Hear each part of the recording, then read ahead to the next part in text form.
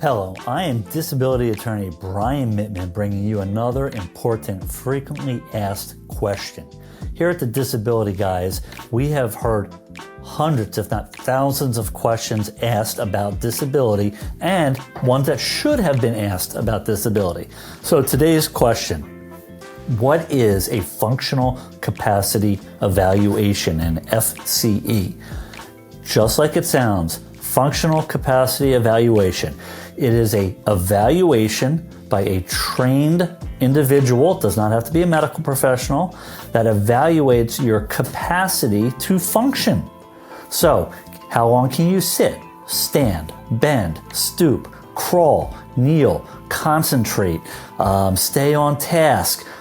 Tons and tons of things. In fact, there are special tests out there where they actually either hook you up to machines or have you do different things over the course of actually many hours to really try to figure out what can you do on a sustained basis.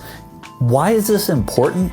This is important because in the world of disability benefits, many times the definitions are you are disabled if you cannot perform a certain number of activities of daily living, if you cannot function on a regular basis, a sustained basis. Just because you can do some stuff doesn't mean you're going to be able to work all day. So let's take Social Security disability insurance. One of the things that Social Security asks is, can you perform substantial and gainful activity?